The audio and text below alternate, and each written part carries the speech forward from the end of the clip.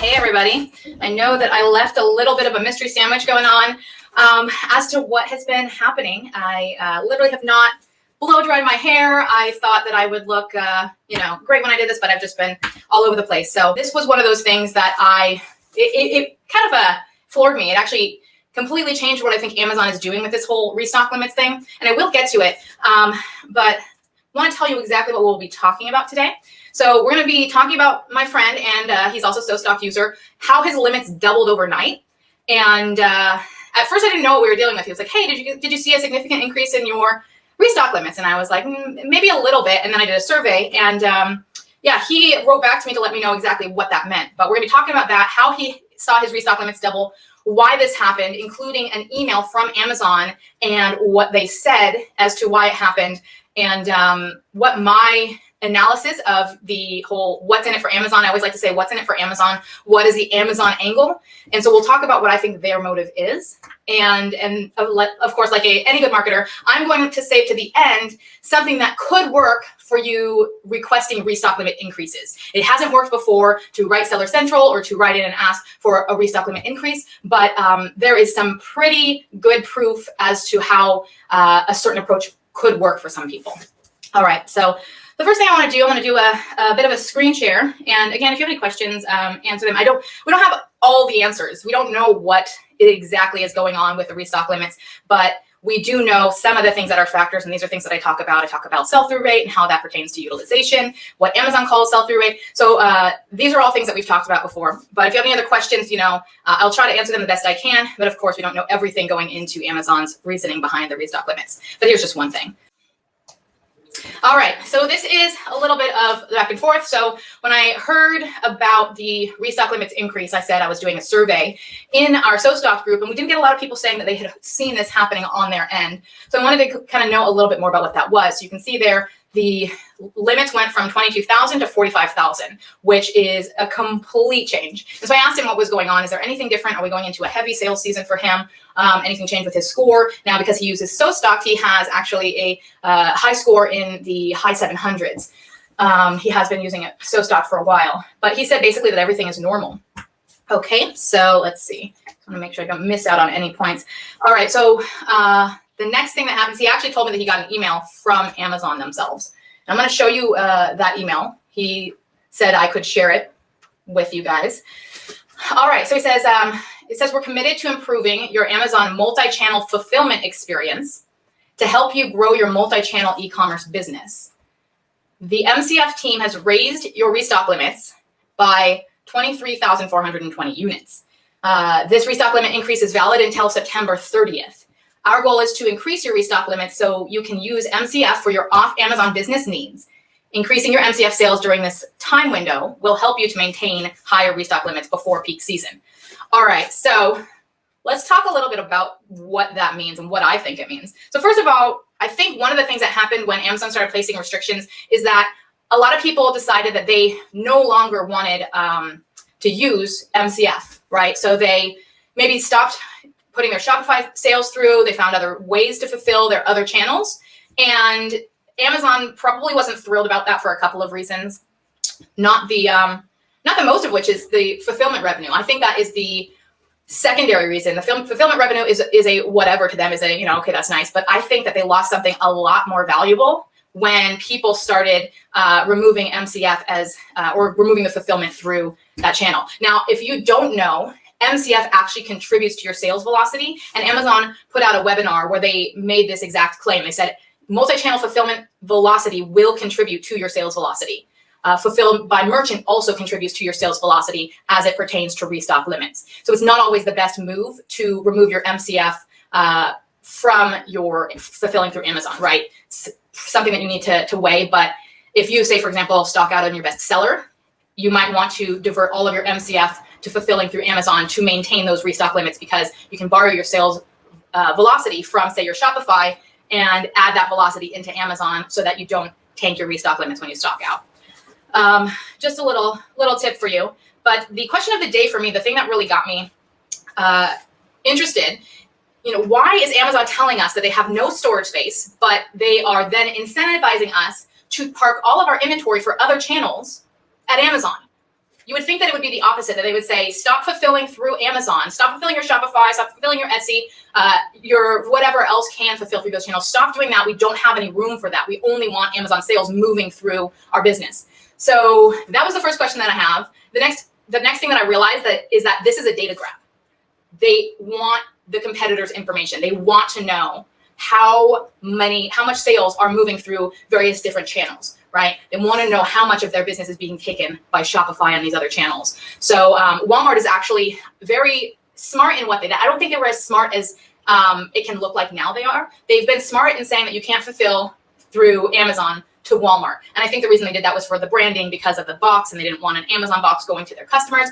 But at this point, they were even smarter because they didn't give any of that data to Amazon to let them know how much business was moving through your Walmart account. So this is a data grab, and I think that is why they're incentivizing MCF sales into Amazon. They want to spy on the amount of traffic, right? The amount of sales. They want to spy on all of that information, and they're fighting like mad for more market share. So they're coming after them pretty hard. There's actually new programs that are being launched that point to this as well. So beyond this MCF program that they seem to be launching, they have something called the new brand referral bonus program. I don't know if you have heard of that. Let me, here we go. All right, so I don't know if you've heard of the brand referral bonus program, but essentially that is a program where they're going to pay you for sending outside traffic to your brand, right? And I don't think they're being altruistic about it. All of a sudden, although we've all been doing this for years, all of a sudden they decided that they want to pay us 10% of those sales in addition, right? They could have just gone along and not done that and just been just fine, not paying us that money. But I think that they're working to try to incentivize people to divert sales from their from the websites, from your websites, and instead push to Amazon, because you can actually, maybe potentially make more money if you get Amazon to pay you that extra 10%. It might balance out that way. So they're trying to regain some of those sales from your website as well. So not only do they not want you to have their customers' data, now they're trying to take your customers' data. All right. Okay, so let's get into the reason that you guys came here, I think. Let's go here. Okay, so the second part of this email, it actually shows how you might be able to request for a limit. So now you see here, this limit, and just to let you know, the seller did not request an increase, right?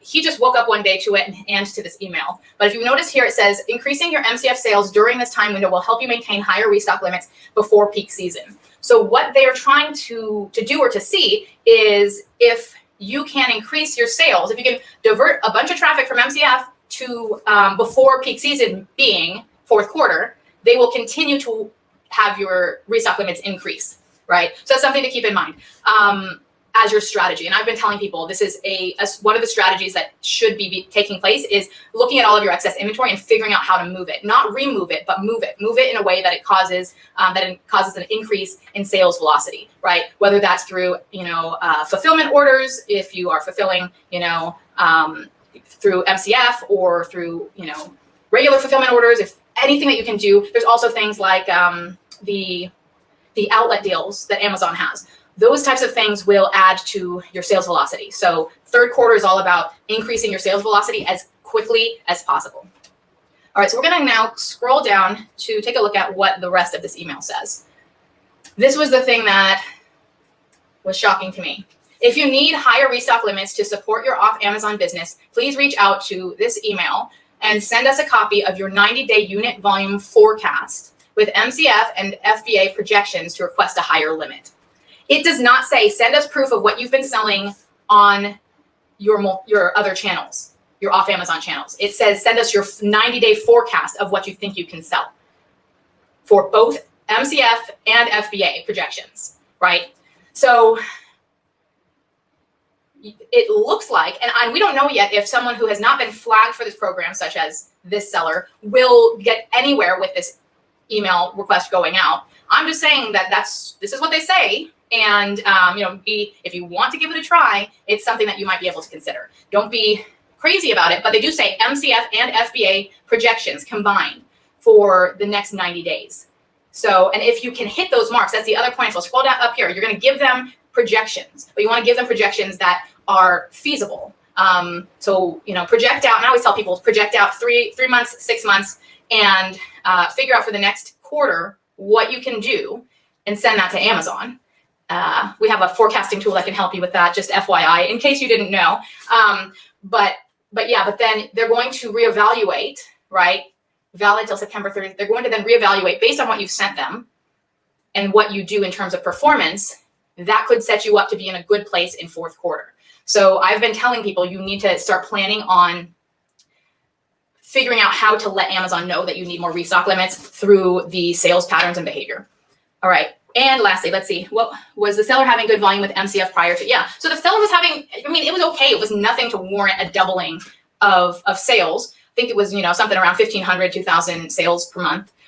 So it's not something that was significant, but nothing significant enough to warrant that amount of increase. So it could potentially be a bug that they're supposed to issue these increases, but they're issuing way more than they should. Maybe there's a zero off or something like that. Don't really know, but if you can take that momentum and drive a bunch of business through this period of time, then you'll be able to set yourself up for a good fourth quarter in terms of restock limits, potentially. Of course, we don't know what else is coming down the pike. And that was Shiva. Hi, Shiva. It's great to see you at Prosper.